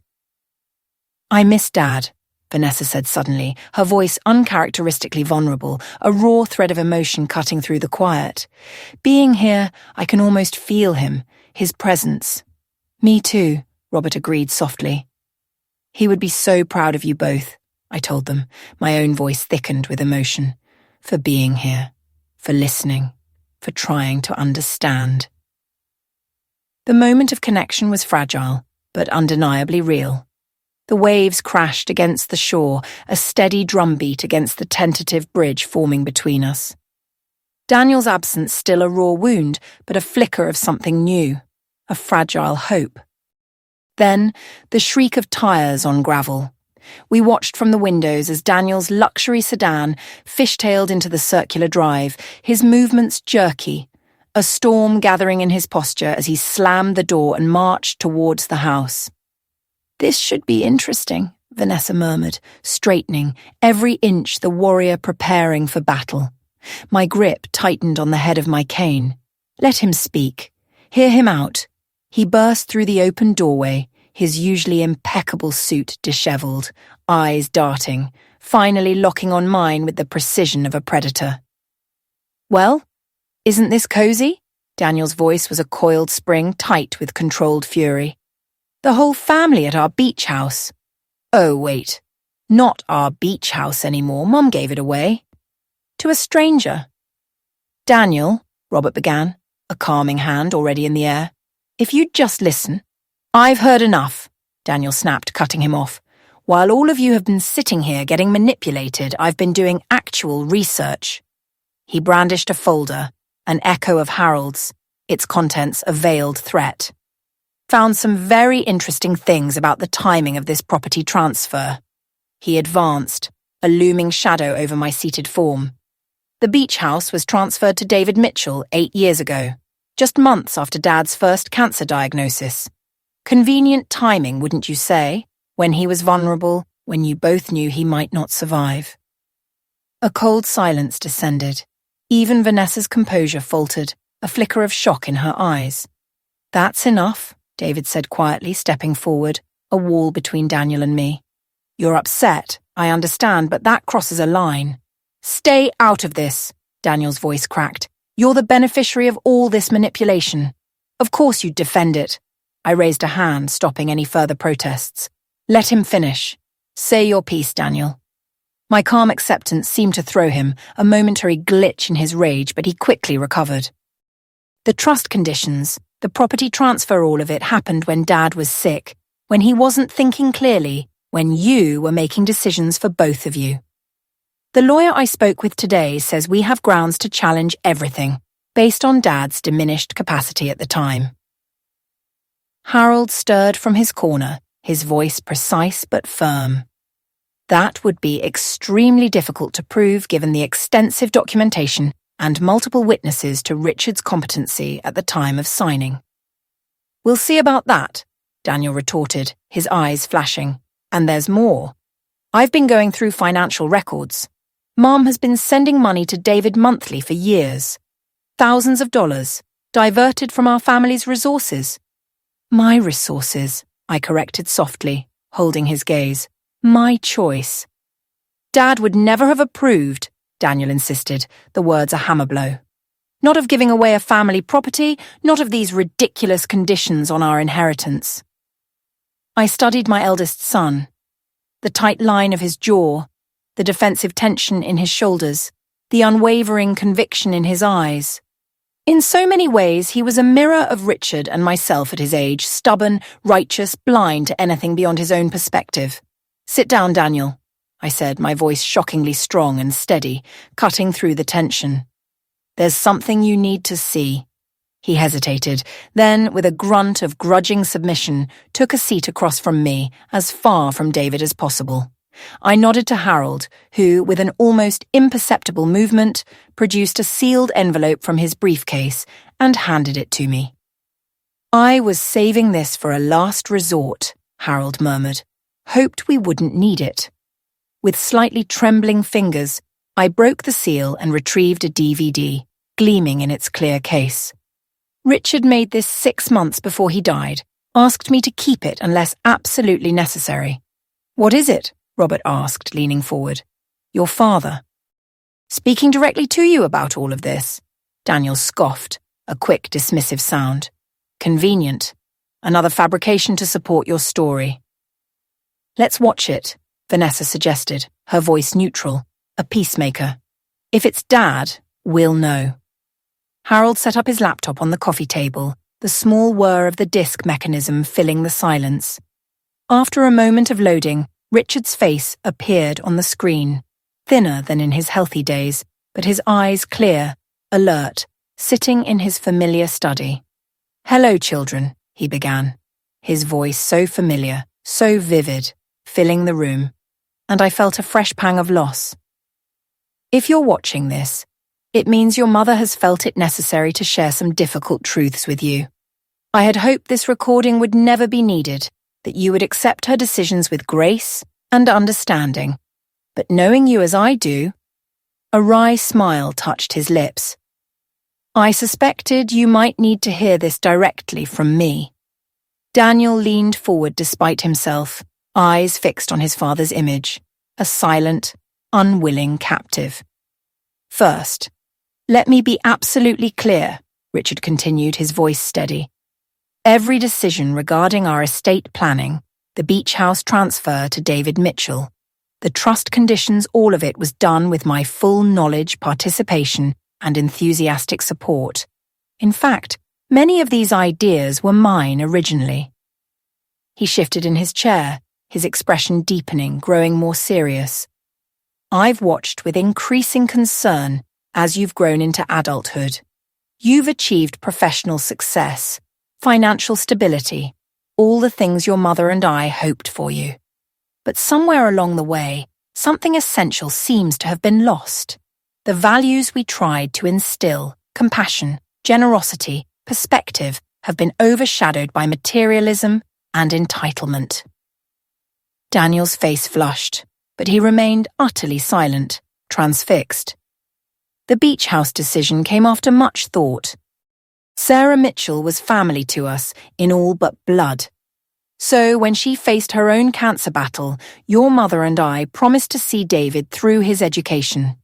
The property transfer provided him security, ensuring he could focus on becoming the doctor he was meant to be.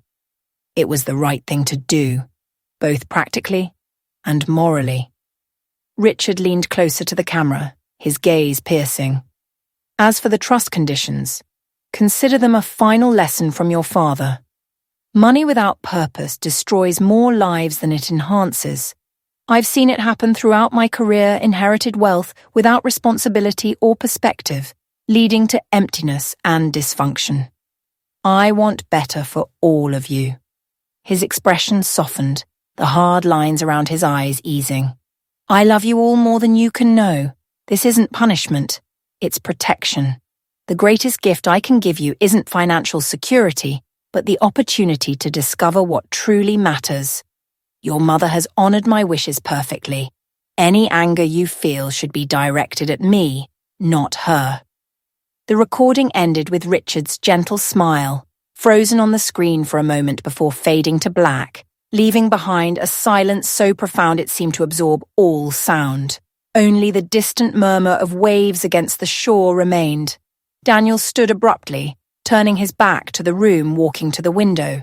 His shoulders were rigid, hands clenched at his sides. "Daniel," I called softly. "I need some air," he muttered, pushing through the door to the deck without a backward glance. Robert wiped moisture from his eyes. That was hard to watch, but it was Dad. Unmistakably Dad, every word, every mannerism. "No one could fake that," Vanessa agreed quietly. I watched Daniel through the window, a solitary figure at the deck railing, facing the ocean as darkness began to fall. His posture spoke volumes of an internal maelstrom, a worldview being violently recalibrated. "Give him time," I suggested, my voice low. It was hardest for him to accept, most invested in his version of events. "Why is he so resistant?" Lily asked, her voice tentative, the first words she'd uttered since Daniel's arrival. "Uncle Robert and Mom are at least trying to understand." "Pride," David offered thoughtfully, as if diagnosing a patient.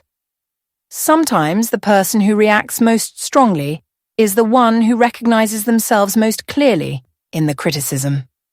I nodded slowly, a deep understanding settling over me. Daniel was always most like Richard. Same drive, same certainty. Being wrong, difficult for both. As the last light faded from the sky, Daniel remained on the deck, a silhouette against the gathering gloom. Inside, conversation resumed, hushed but less strained. Robert asked David about his medical residency. Vanessa and Lily examined old photo albums. Harold quietly discussed legal details with me. A fragile normalcy had descended, broken only when Daniel finally re-entered, his face composed, but his eyes revealing the raw edges of turmoil. "I need to head back to the city," he announced stiffly. "Early meeting tomorrow." "Daniel," I began, "we should talk."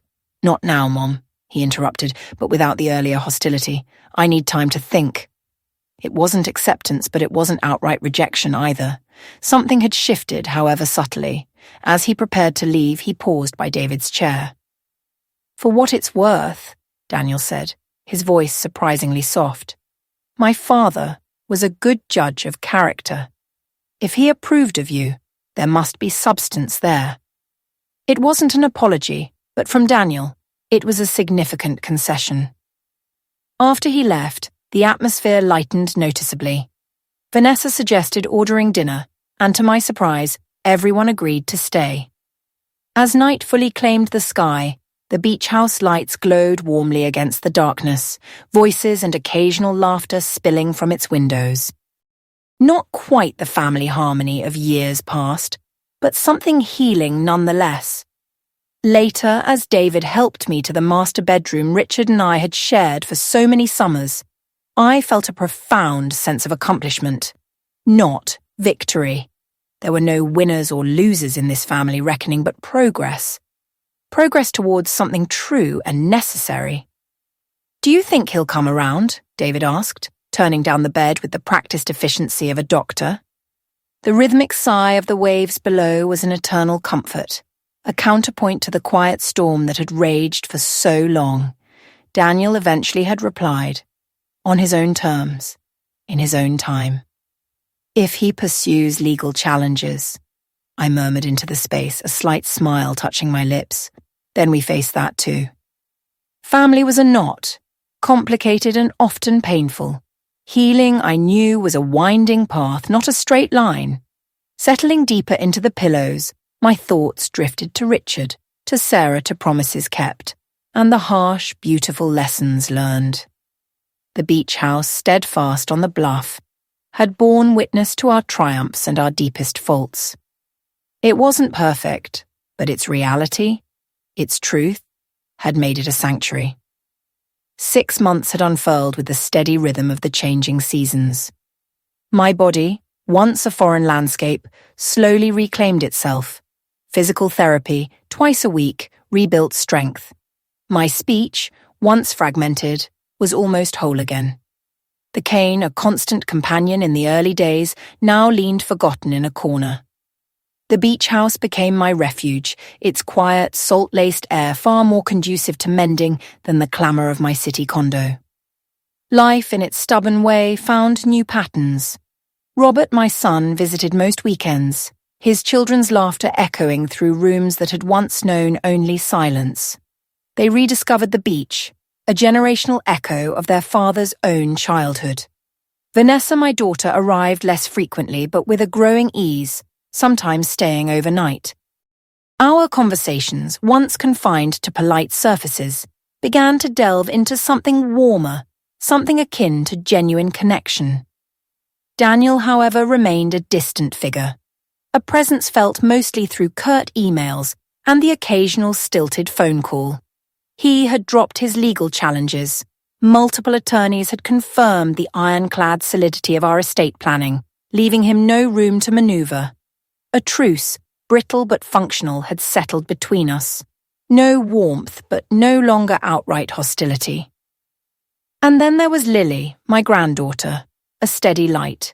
She became a regular fixture, spending every other weekend at the beach house, her textbooks for MCAT prep often clutched in her hands. To my quiet delight, she and David had forged an unexpected mentorship. She offered him a connection to the family that had once cast him out, and he, in turn, guided her through the daunting labyrinth of pre-med studies. One crisp October morning, almost precisely a year after the stroke that had threatened to unravel everything, I sat on the deck. Dolphins arced in the distance, silver flashes against the endless blue, and a light breeze carried the primal tang of the ocean. A sudden ring at the doorbell startled me. I rose, my movements fluid now, to find Daniel standing on my porch, his face an uncharacteristic mask of uncertainty. "Mom," he greeted me, his voice formal, almost hesitant. "Is this a good time?" "Always," I replied, stepping back, the invitation unspoken. "Coffee?" He nodded, following me into the kitchen, where I moved with a comfortable, familiar ballet.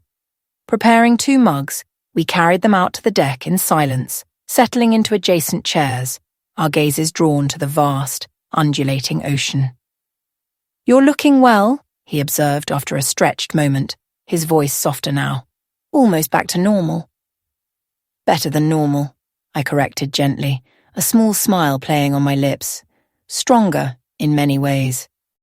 He nodded slowly, his eyes fixed on the horizon as if tracing the edges of his own thoughts. "I've been doing a lot of thinking this past year.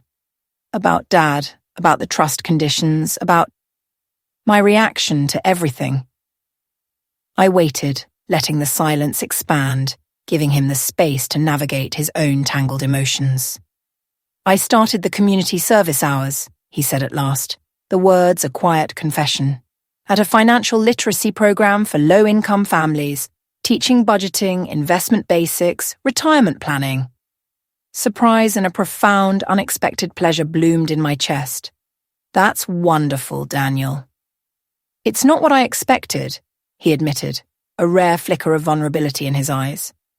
"These people, they work so hard, with so little of the knowledge most of us take for granted. How credit works, how to build savings. It's transformative for them.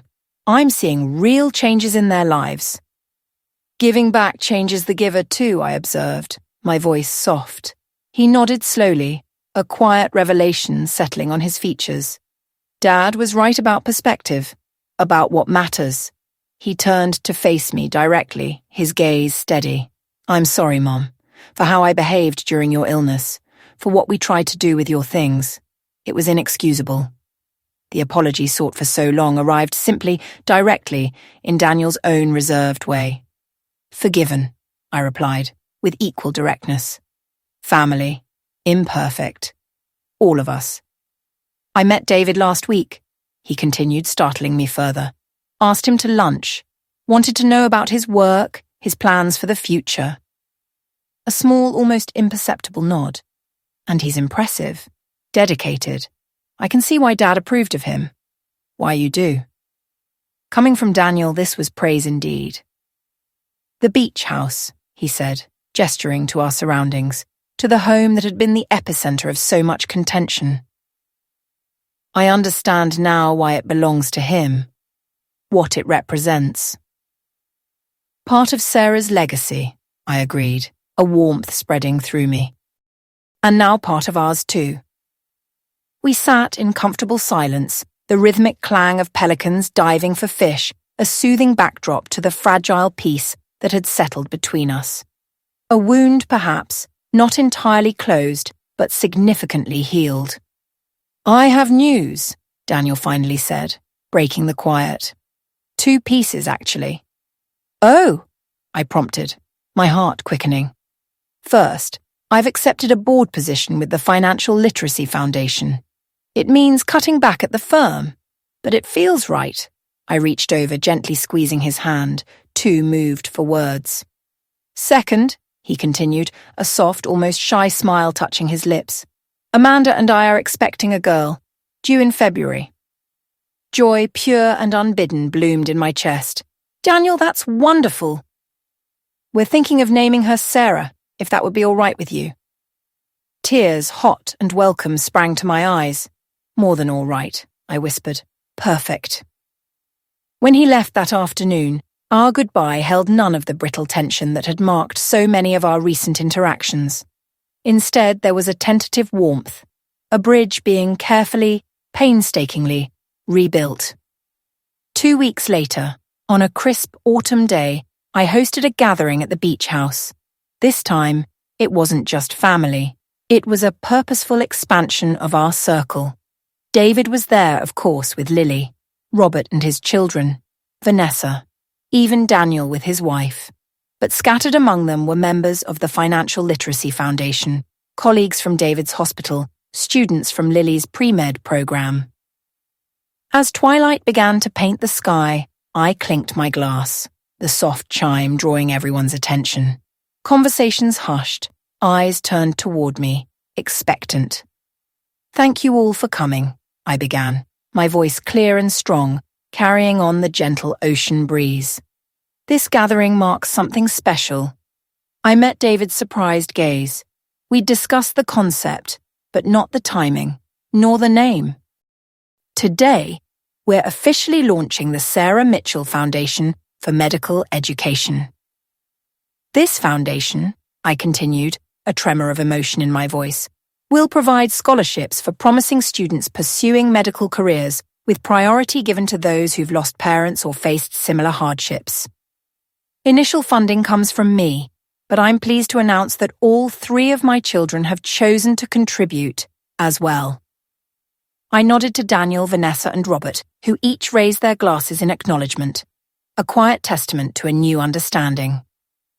David Mitchell will serve as the Foundation's first director, I announced, a warm smile for him, with my granddaughter, Lily, as program coordinator while she completes her pre-medical studies. Applause rippled through the gathering as David stepped forward, visibly moved. "I'm overwhelmed," he admitted, his voice thick with emotion. "Victoria, this honors my mother's memory in the most meaningful way possible, helping others follow the path she encouraged me to take." He paused, composing himself, his gaze sweeping across the faces gathered. "Thank you isn't adequate, but it's all I have." As the celebration swelled around us, deck lights strung against the darkening sky, laughter carried on the ocean breeze, I found a quiet moment to slip away. The sand was cool beneath my bare feet as I walked toward the water's edge, where the waves, with a soft, timeless whisper, gently erased my footprints. I thought of Richard, of Sarah, of promises made and beautifully kept, of a stroke that had almost stolen everything, but instead had sharpened my vision of what truly mattered, of children who had disappointed me deeply and then, in their own challenging ways, had found their paths toward redemption. The beach house glowed on the bluff above, a beacon of warmth and life. Not my house anymore, not legally, but still home in all the ways that counted. Its ownership had caused so much pain, so much division. Yet now it had become a gathering place for healing, a crucible for new beginnings. I heard footsteps behind me and turned to see all 3 of my children approaching across the sand, their silhouettes framed by the twilight. "Mum, everyone's asking for you," Vanessa said, reaching me first, her voice gentle. "David wants to make some kind of toast." "Just needed a moment," I explained, my gaze on the endless horizon, "to appreciate everything." Daniel gestured toward the house, a subtle shift in his expression. "You've created quite a legacy up there. Not the one we expected, perhaps, but meaningful." "Not my legacy," I corrected gently, turning to face them. "Ours, all of us, including Sarah, including Richard." Robert offered his arm, a steady anchor as we turned back toward the house. Dad would be proud tonight, of all of us, I think. As we walked together along the shore, the tide washing away our footprints behind us, I felt a sense of completion. Not perfection. Life offered no such absolute. But something equally valuable. Authenticity, connection, purpose. The inheritance my children had once so desperately sought to claim had been transformed into something far more valuable than property or bank accounts. They were learning, each in their individual way, what Richard and I had hoped to teach them all along, that true legacy lies not in what we possess, but in what we give, not in what we claim as ours, but in what we create together, and that some promises, once made, reshape not just our lives, but the lives of generations to follow. A ripple effect of compassion and commitment that no betrayal could ultimately diminish.